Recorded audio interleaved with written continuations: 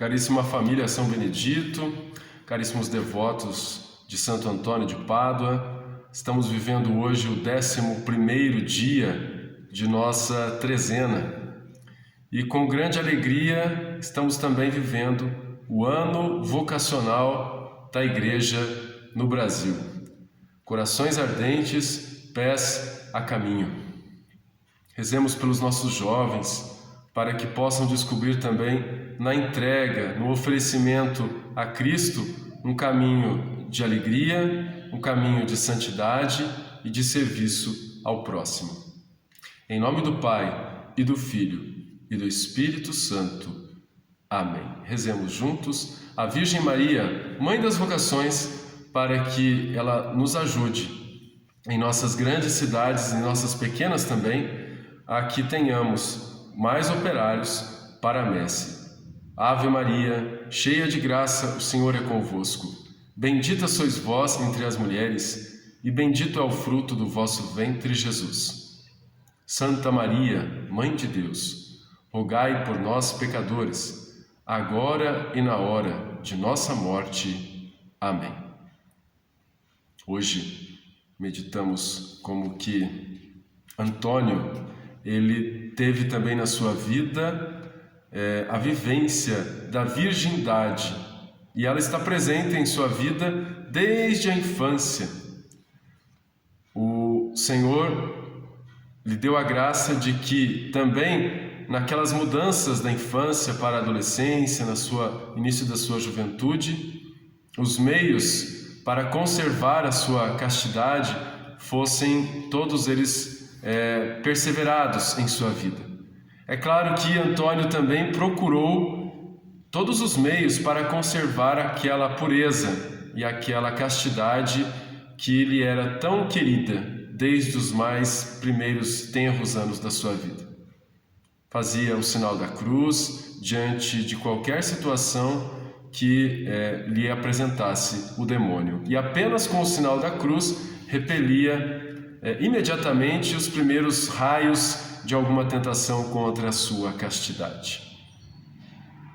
Hoje recordamos uma história voltada para o casamento, e pela qual também depois muitas vezes a devoção a Santo Antônio como santo casamenteiro, ela também se firmou. Na verdade, em toda a Europa, a figura de Santo Antônio não é exatamente a figura do casamenteiro, mas a figura do santo que faz milagres. No Brasil, temos mais a ênfase à questão do casamento, mas muito provavelmente por causa dessa história que agora eu vou lhes contar. E esta história já está voltada para depois da morte de Santo Antônio, já com a sua presença nos altares, através da representação de suas imagens, visto que a história tem a ver com uma visita a uma igreja. Uma certa jovem ali da Europa, ela então se envolveu com o seu namorado de modo muito mais avançado, e então viu-se maculada na sua virgindade, ela e ele. Triste e abatida, ela então teve de contar ao seu pai o que havia acontecido, fato que enfureceu toda a sua família. Sabemos como que nos tempos mais antigos esta questão era tratada com mais severidade do que nos tempos de agora, e o quanto isso afetava a vivência da pessoa como um todo na sociedade. A jovem, na verdade, estava enamorada por aquele rapaz, mas via-se na situação de ter que se casar com, então, já a gravidez avançada. Não queria que isso acontecesse e pediu a Deus e a Santo Antônio que lhe ajudasse.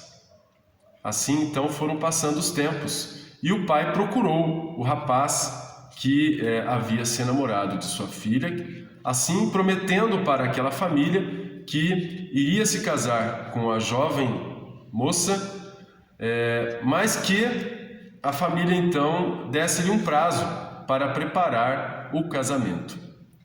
Ia passando-se o tempo, dias, semanas, e o jovem parecia querer abandonar a moça. Nada respondia à sua família.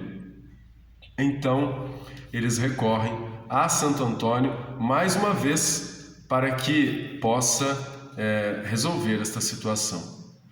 O próprio moço, um dia, entra na igreja e fica impressionado com os adornos, com as belezas, com as imagens dos santos presentes naquela igreja, certamente uma igreja barroca, e ele então se depara com a imagem de Santo Antônio, que se mexe e olha para ele. Você deverá casar-se com aquela moça, senão... E fica assim no ar. O jovem fica espantado com aquela situação e procura então o sacerdote para lhe confessar este fato e talvez o provável abandono da moça. E toda a situação vai se resolvendo de uma tal forma que ele então é convencido pela própria aparição que ele tem a então continuar aquela vida familiar que ele havia começado. E só vai sair daquela igreja depois de ter realizado o casamento. E assim então os dois se casam. Vemos aqui talvez um dos princípios ou uma das histórias de Antônio como protetor e como santo casamenteiro. Mas existem muitas outras. Esta está relacionada a um fato dramático, a uma jovem que se enamora e que se encanta sem um planejamento. Mas aqui, talvez outras histórias podem ter motivado esta devoção. A tradição em nossas igrejas de oferecer o bolo de Santo Antônio com a imagem de Santo Antônio está ligada aos seus milagres. Estamos aqui também realizando esta entrega do bolo de Santo Antônio, esta oferta do bolo de Santo Antônio, e ela é apenas uma das formas em que as pessoas encontram a devoção através das medalhas que são encontradas no bolo, não só relacionadas ao casamento, mas à própria devoção e ao próprio fato de carregar consigo a imagem deste tão querido santo que nos leva a imitar as suas virtudes e os seus doces exemplos. Rezemos, irmãos, a oração da trezena. Saiba quem busca milagres, que os enfermos sara Antônio, afugenta o erro, a morte, calamidade e demônio. Prisões e mares lhe cedem, saúde e coisas perdidas, são aos jovens e idosos por ele restituídas. Necessidades, perigos, faz cessar entre os humanos, diga-o quem o experimentou, e mormente os paduanos. Prisões e mares lhe cedem, saúde e coisas perdidas, são aos jovens e idosos por ele restituídas. Rezemos. Glorioso taumaturgo Santo Antônio, Pai dos pobres, Consolador dos aflitos, que com tanta solicitude viestes em meu auxílio e assim me consolastes. Eis-me a vossos pés para vos trazer o meu agradecimento. Aceitai-o junto à promessa que vos renovo de viver sempre no amor de Jesus e do próximo. Continuai a me prodigalizar vossa proteção e obtende-me a graça final de poder entrar um dia no céu para cantar convosco as divinas misericórdias. Amém. E assim, Deus vos abençoe, por intercessão de Santo Antônio, de São Benedito e de São José, e da Virgem Maria, em nome do Pai, e do Filho, e do Espírito Santo. Amém.